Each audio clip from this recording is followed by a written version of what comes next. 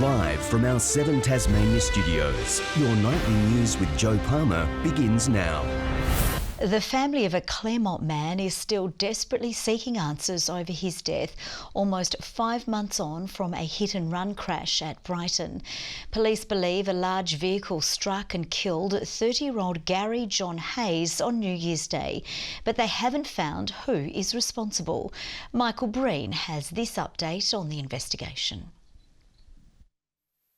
Police are renewing calls for information today over the fatal hit-and-run crash on New Year's Day.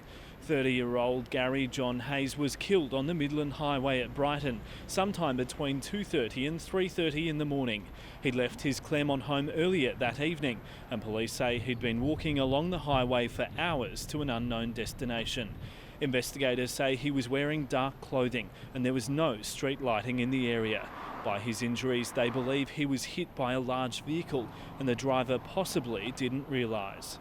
There is a chance that they may not be aware, again, which is why we're asking for any witnesses or anyone that was in and around the Brighton bypass between 2:30 and 3:30am in that morning on January 1, come forward so that we can conduct those inquiries.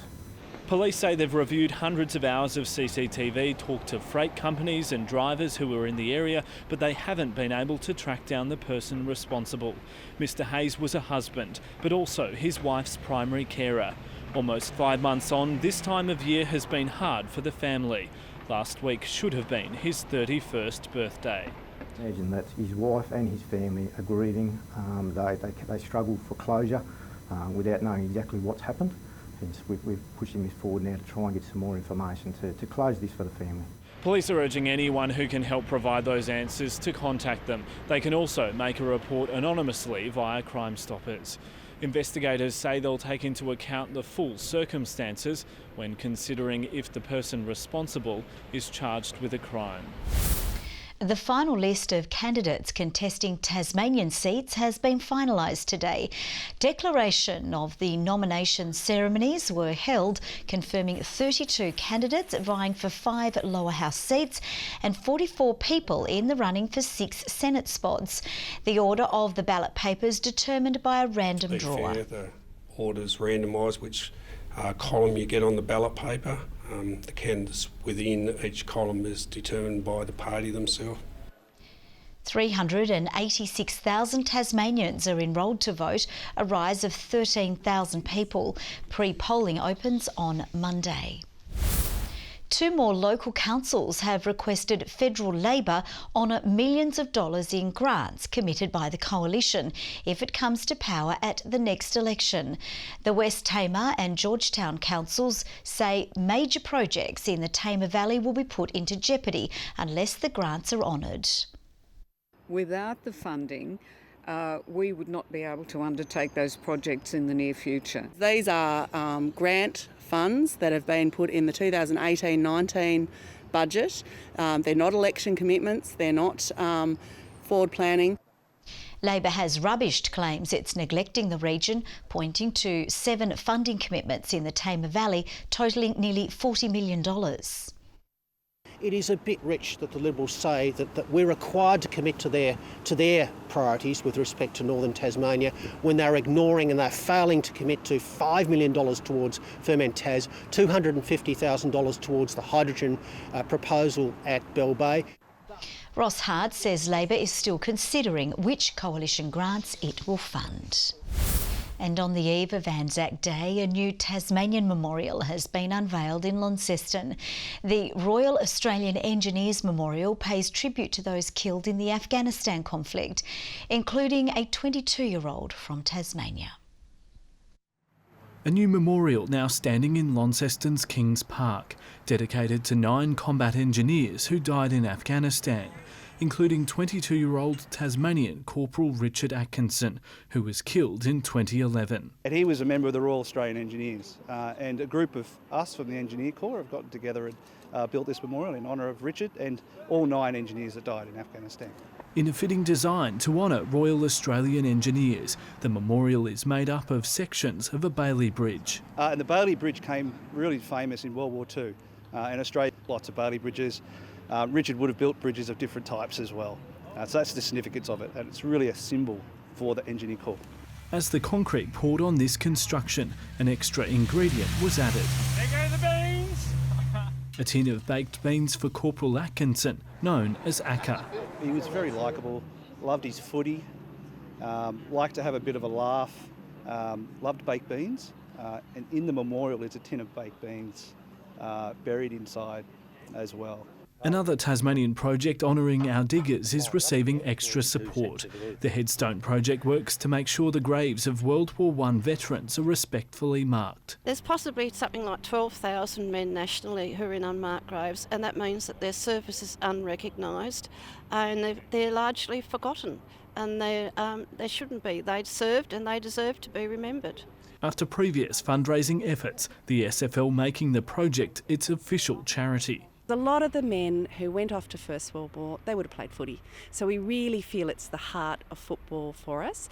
A boost as the project works to fix an estimated 400 graves across Tasmania. Michael Breen, 7 Tasmania News. Tasmanian artists are battling the state's rubbish crisis in a creative way. They've transformed trash into masterpieces for a special exhibition challenging the way we waste. From trash to treasure, these curators are hanging this stag head made from rusty tractor parts and have spent 2 days piecing together this year's Art from Trash exhibition. This exhibition, we have 109 pieces and 70 different artists or groups. We encourage people to come in, join in and create something out of something that has been thrown away or that has a different use. These recycled works are mostly made out of rubbish from the South Hobart Tip Shop, with some even lighting up the Long Gallery in Salamanca. Run by environmental group Resource Work Cooperative, tackling the waste crisis through creativity. We see the amount of waste that comes from the general populace, and it's just an excellent platform for people to see the way in which waste can be, transformed into something. Everything made here is made possible because someone's thrown it away. We hope this exhibition isn't needed one day because people will stop buying the things they don't need or find ways to repurpose the things they want to throw away. And it's not just the professionals who are showcasing their artistic spark. Well, no matter whether you're an established artist or you're an emerging artist, we also have school kids that create art in their classes. Everyone's involved, and we want even more people. We want every aspect of the community to be represented in this because it's the community that are going to highlight the waste issue. The exhibition opens this Saturday and runs until May 5th. Ruby Kamain, 7 Tasmania News. They've been extinct on the mainland for nearly 60 years, but now a Tasmanian zoo is leading the charge to reintroduce eastern quolls. There's fresh hope in this second year of the project after last year's population was devastated by foxes. For the eastern quoll, Tasmania is Noah's Ark. Hunted to extinction on the mainland by foxes, zoos like these are now creating new hope. This is a 3-year trial project to release eastern quolls or translocate eastern quolls back to the mainland of Australia, to Weed-sniffing National Park in Jervis Bay. 13 young quolls from the Cradle Mountain site will make up a 40-strong contingent. Success of the program will hinge on keeping foxes away from the vulnerable species. 75% of last year's quolls did not survive. These animals are not even a year old, but they'll be able to breed in the coming months. Out of the 40 animals this year, there's 20 females, 20 males going. So ideally we'd like to see all of those females breed. They've undergone health checks and have been kept away from visitors.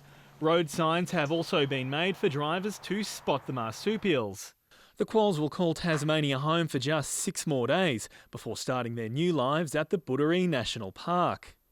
If we can prove through this 3-year project that eastern quolls can establish and breed effectively in the presence of very low fox numbers, then that changes the game.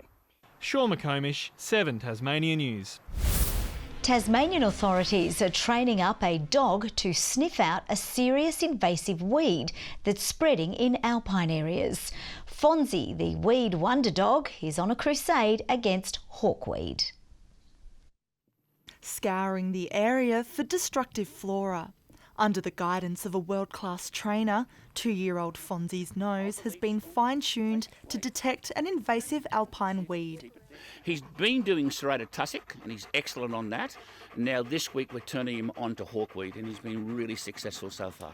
So he's always happy to work, as you can see. He's fit and strong, he's happy, and that's what we want our dogs to be all the time. The German Shepherd has been training with Steve since he was a puppy and is now the first pooch in the state to detect the destructive plant. It sterilises the ground and stops anything else from germinating, so it just ends up being a carpet of weeds. So it has a huge ecological footprint, and so we're just trying to stop that from happening in Tasmania, as it has in areas of New Zealand where it's been quite significant damage there. In Hobart, orange hawkweed has only been found in Ferntree, and Fonzie's sharp nose will guide the council later this year to detect traces of infestation. So humans are actually quite good at recognising it when it's got a bright orange flower, but the actual leaf rosette without the flower is quite difficult to find. So we're hoping that Fonzie can find those more difficult ones to find that are just in amongst the grass that we can't see ourselves. People can see the weed pretty okay, but they can't smell it, and he can smell it under the ground because it has rhizomes. So he's a machine, a real machine. Ruby Kamane, 7 Tasmania News. Well, Lauderdale coach Darren Winter has dropped a bombshell on the league, revealing the side's kingpin Thor Boscott could be out for the season following a serious injury on the weekend. The incident has drawn the ire of the Bombers coach, with Winter saying players aren't being protected well enough. Darren Winter wants to put Australia first and players going for the ball, following a crunching hit on Thor Boscott, which left the Bombers star reeling. This is definitely not a shot at the umpires, but I think our game is letting our players down at the moment, and it's not good enough. Thor's got a serious injury now because somebody thought that they could just run straight into him while he was in the air and take him out of the contest with no free kick. Boscott could be out for the season, and Winter says the game is failing to protect players elsewhere too. Guys putting their head over the ball, no free kick because somebody bends down to pick the ball up and keeps their head down for an extra second and gets smashed front on. That's called ducking now. It's not ducking, it's called protecting you, bloody just gone. Clarence's Jeremy Webberley says umpiring was inconsistent on the weekend, but his view isn't as strong as Winter's. Should the free kick have been paid? Yeah, it should have been, but there's probably 10 incidences like that throughout the game where no free kick's been rewarded. This weekend's grand final rematch will see Lauderdale try to topple North Launceston for the first time since round 10 of 2017, while Launceston's Jay Blackberry will play his first game in 12 months after rupturing his ACL. But he'll be lining up in the Blues Development League side, something he's never done before. They've probably needed an older head out there the last couple of weeks. They've been in positions to win and just haven't been able to. So hopefully I can take a few under the wing and we can get a win. But it's just more about getting out there and having a bit of fun and just playing the game again. Launceston is taking on Clarence at Blunston Arena on Saturday.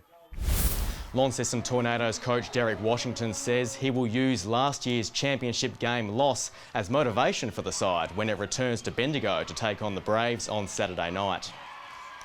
Of course, you know, I'm 1-2 against the Bendigo Braves. I need to make it 2-2. But at the end of the day, I just want my girls to come out, have fun, execute our game plan, and move forward, and we'll be fine. Bendigo's championship side remains largely unchanged from last year, while the Tawns have a host of new faces. Good evening. A freshening northwesterly flow ahead of a cold front brought a few showers to the west and Bass Strait Islands. Fine but cloudy for most of the state. Hobart 19, Launceston 18, Burnie 16, Devonport 17 degrees. Top rainfall was 6 millimetres at Mount Reid. Friendly Beach is the top reading today with 21 degrees. St Helens and Ouse recorded 19. King Island, Lowhead and Smithton 17. Strawn 16 and Flinders Island 15 degrees. Mostly low clouds streamed over us today, more prevalent over the west and north, but fairly even cover there later in the day. There is a cold front to the west of Tasmania. As we know, the eastern interior of the nation has cloud generated by troughs. Onshore winds brought cloud to coastal New South Wales and Queensland. Tomorrow the front moves off to the east, but another is tracking over southern waters. The high pressure ridge strengthens over southern Australia, with the trough still active. The winds west to northwesterly at 20 to 30 knots, reaching 35 knots over the south, and then an increase later for the north and west, swells to 5 metres. A gale warning from Tasman Island to St Helens Point, a strong wind warning for remaining coastal waters, a small craft wind alert for the lakes. Now the forecast for those marching tomorrow, most of the rain is expected in the afternoon, so the early services will be okay. 18 for Hobart, a late shower, 17 for Cygnet, New Norfolk 17 as well. A windy day right across the state, a late shower for Launceston 18, 18 for Devonport, becoming windy and mostly sunny though for Campbelltown and 17 degrees. Burnie, a shower or two, a windy afternoon, 17 the top, 16 for Strawn, showers increasing for Smithton, 17 the top. And 19 the high for St Helens, mostly sunny, Swansea 19 as well, 18 for Fingal. On Friday, showers and hail, easing before contracting to the west, south and Bass Strait, snow to 700 metres. Showers on Saturday, mainly over the west and south, fine but windy for the remainder, and fresh southwesterlies again on Sunday, bringing showers to the west and south again. Perth looking at 29 tomorrow and sunny, fine and partly cloudy for Adelaide and Melbourne, sunny in Sydney, a top of 25 degrees, partly cloudy in Brisbane. Partly cloudy in Hobart as well, 16 degrees, 14 in Launceston, clear in Devonport and 14. Most of the bad weather on the way, Joe, tomorrow afternoon and into Friday, so I hope it doesn't deter people from the commemorations tomorrow. Nothing could keep us away. Thank you very much for that, Murph. That's all from the team for now. We'll see you a little later. Bye-bye.